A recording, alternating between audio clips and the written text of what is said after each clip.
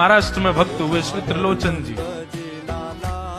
परम संत सेवी, श्री पंडरीनाथ भगवान के चरणों में ही रहते थे।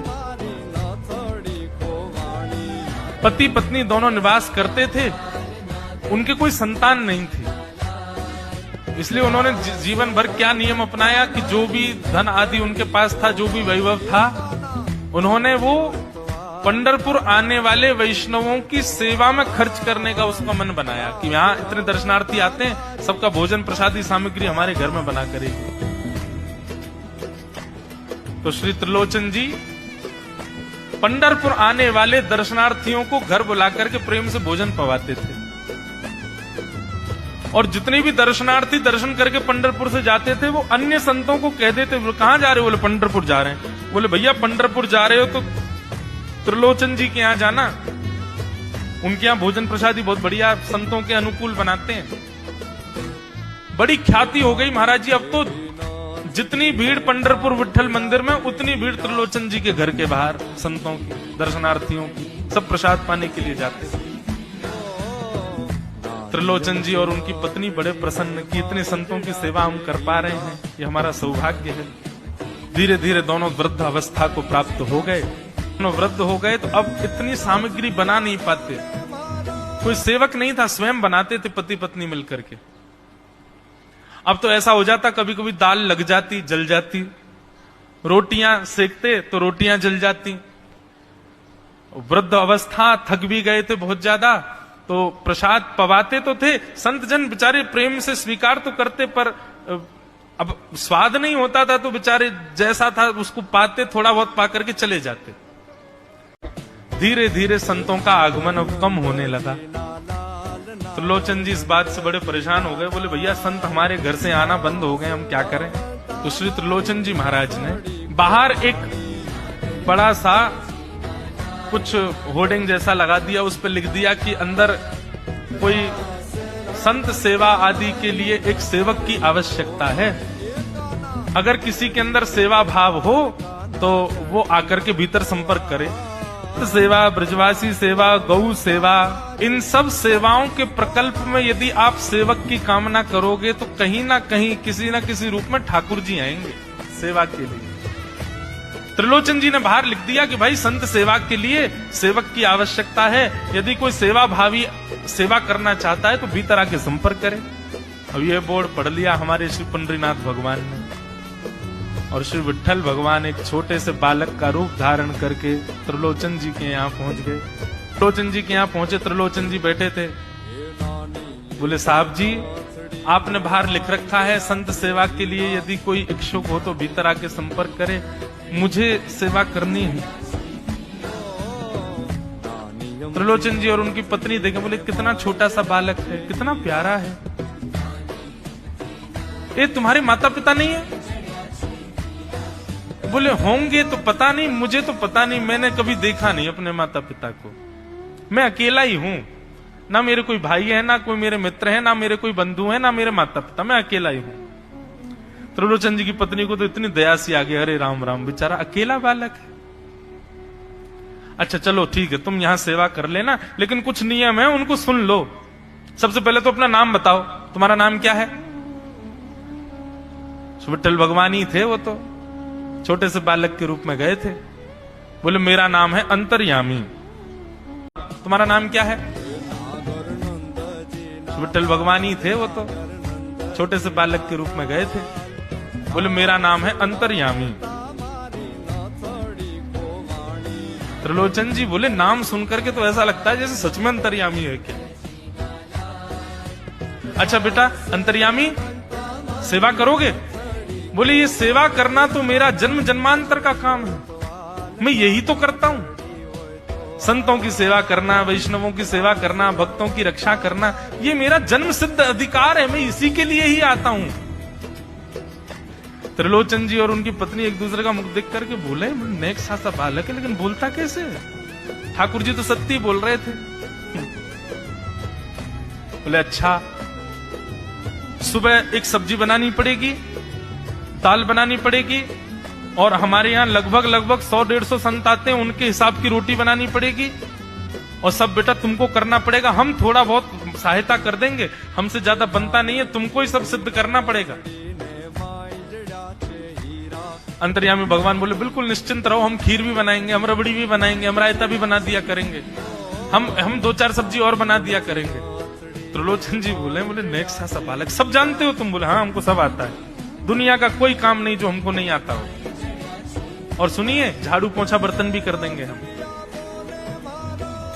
त्रिलोचन जी तो बड़े खुश हो गए, बहुत बढ़िया सेवक मिला यार, ये तो सब काम करता है। लेकिन भगवान बोले लेकिन अब हमारी शर्त सुनो। त्रिलोचन जी बोले तुम्हारी भी शर्त है? बोले हाँ। क्या शर्त है भैया? बोले हमारी पहली शर्त यह है कि हम दुनिया को बना के खिलाएंगे, लेकिन हमको आपको बना के खिलाना पड़ेगा। हम अपने हाथ का बना नहीं पाते, हम आपके हाथ का बना। और ये वास्तविकता है, ठाकुर जी पूरी दुनिया को पवाते हैं, लेकिन स्वयं भक्त के हाथ से बना ही पाते हैं। ठाकुर जी बोले हम सारे संतों को बना के पवाएंगे, लेकिन हम अपने हाथ का बना नहीं पाते, आपको हमारे लिए बनाना पड़ेगा। त्रिलोचन जी की पत्नी बोली छोटा सा बालक, इसका आधे हाथ का तो इसका पेट है, एक रोटी में झिक जाएगा ये, इसके लिए मैं बना दिया करूंगा। ठीक है लला, तू बिल्कुल चिंता मत करो, तुम्हारे लिए भोजन हम बना दिया करेंगे। हमारी एक शर्त और सुन लीजिए। बोले क्या? हम कितना भी खाएं हमको टोकना नहीं करो, इतना क्यों खा रहे हो? त्रिलोचन जी बोले भैया हम क्यों टोकेंगे, तुम बढ़िया 2-3 रोटी खा लिया करना। बोले 2-3 रोटी तो हमारी दाढ़ में छुप जाती है कहीं पर, हम तो प्रेम से पाते हैं। बस आप लोग ये नियम याद रखना, आप कभी ये मत कहना कि इतना क्यों खा रहे हो। और सुनिए एक बात, अगर हमारे सामने कही तो अपराध बनेगा ही, आपका नियम टूटेगा ही। किसी और से जाकर के यदि आपने कह दिया कि बहुत खाता है, क्या बताएं, तो हम उसी दिन अंतर ध्यान हो जाएंगे, उसी दिन आपका घर छोड़ के चले जाएंगे, फिर ढूंढते रहना सेवक। त्रिलोचन जी बोले हम क्यों कहेंगे भैया, हम तो कभी नहीं कहेंगे, हम दोनों तुमको वचन देते हैं, तुम प्रेम से रहो, सबका सेवा करो, हम कभी नहीं कहेंगे कि इतना खाता है। भगवान बोले तो ठीक है, फिर कल से सेवा शुरू। अगले दिन महाराज त्रिलोचन जी और पत्नी उठे सवेरे ब्रह्म मुहूर्त में, देखा तो महाराज भीतर ही ठाकुर जी बढ़िया अपनी कमर कस करके, सिर पर ढांटा बांध करके, मुंह पर कपड़ा लगा करके और कढ़ाई में लिए चला रहे हैं, बना रहे हैं दाल। एक हाथ से दाल बना रहे हैं, फिर दौड़ के जाते हैं दूसरी कढ़ाई पे, वहां पर खीर बना रहे हैं, फिर कहीं जाते हैं वहां पूड़ी उछाल करके धर रहे हैं। त्रिलोचन जी और उनकी पत्नी देख रहे खड़े खड़े, अकेले ठाकुर जी सब बना रहे हैं, नेक्स्ट सा बालक।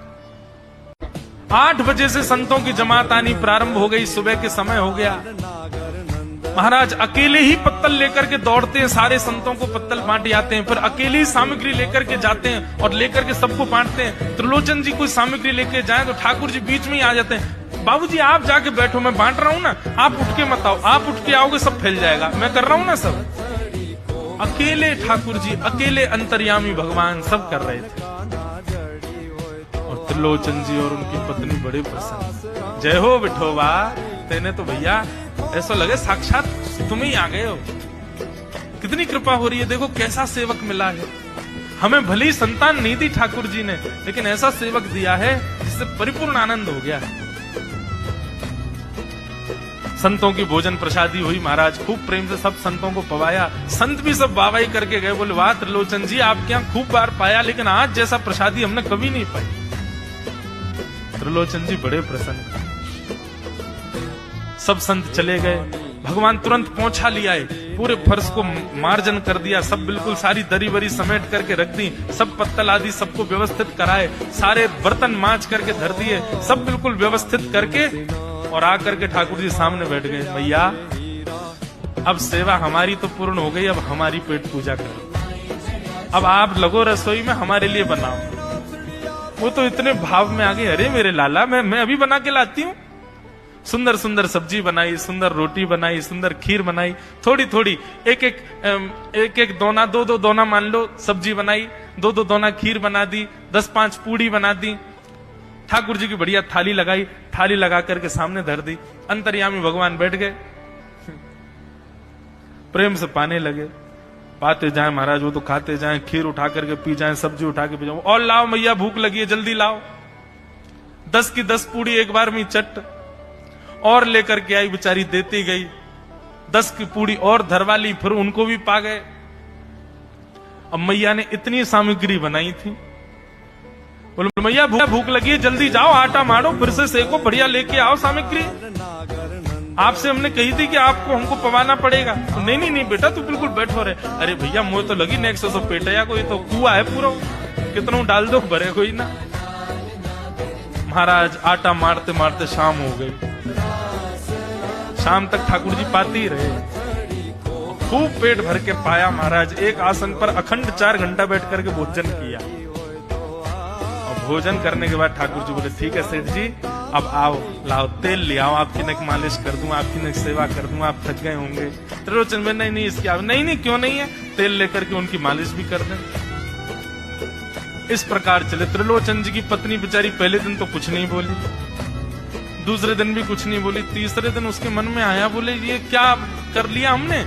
सुबह जितना भोजन बनना चाहिए उतना तो ये अकेला ही पाता है, सुबह संतों का ये बना देता, पर शाम को इसके लिए जितना बनता वो संतों के बराबर ही बैठता है पूरा। त्रिलोचन जी कहते नहीं तुमको याद नहीं उसने कहा था कभी कहना नहीं है ऐसा। बोले हाँ नहीं मैं ध्यान रखूंगी, नहीं कहना है। लेकिन अंतर्यामी भगवान तो खूब प्रेम से घर के सारे काम कर रहे हैं उनके। महीना 1.5 महीना बीत गया, खूब आनंद से सेवा चल रही थी। एक दिन त्रिलोचन जी की पत्नी पड़ोस में किसी के पास बैठी थी, तो पड़ोसी तो होते ही हैं सब घर के बात बोलने वाले, उन्होंने कह दी, बोले कि आपके घर में तो आजकल बड़ी खुशहाली आ गई है। त्रिलोचन जी को देखा, चेहरे पे कैसा तेज आ गया, लाल लाल टमाटर जैसे गाल हो गए उनके। बोले अरे वो आया है ना अंतर्यामी सेवक हमारा, बहुत सेवा करता है, प्रसादी वगैरह सब वही बनाता है, फिर मालिश करता है उनकी, बढ़िया बढ़िया उनके लिए जूस निकालता है, बढ़िया उनको सब भोजन पानी पवाता है। इसलिए इस वजह से त्रिलोचन जी बढ़िया। वो त्रिलोचन जी तो बढ़िया हो गए, तुम सूख गई हो, तुम इतनी पतली दुबली क्यों हो गई। मेरा दुख कौन जाने। वो सबकी सेवा करता है पर अपनी सेवा मुझसे करवाता है। अरे छोटा सा तो है, ऐसे मटक मटक के जाता है, हम तो उसको देखने के लिए खड़े रहते बाहर। कैसे बढ़िया लगता है, कई लोग तो देखने ही आते हैं उसको कि कैसे सब्जी परोस रहा है, कैसे पूड़ी परोस रहा है, कितना सुंदर लगता है। छोटा सा तो है, उसकी क्या सेवा करनी पड़ती है। अरे बहन तुम क्या जानो, 2, 4, 5, 10 किलो आटे की कब कब में रोटियां पूड़ियां खा जाता है चपेट करके, कुछ पता नहीं चलती, पेट है कुआ है समुद्र क्या है पता नहीं चलता है। इतना खाता है, इतना खाता है, इतना खाता है। 4 घंटे की समाधि पर बैठता है एक साथ, थाली नहीं थाल लगाना पड़ता है उसके लिए, इतना खाता है। जैसे ही कहा इतना खाता है, ठाकुर जी अंतर ध्यान हो।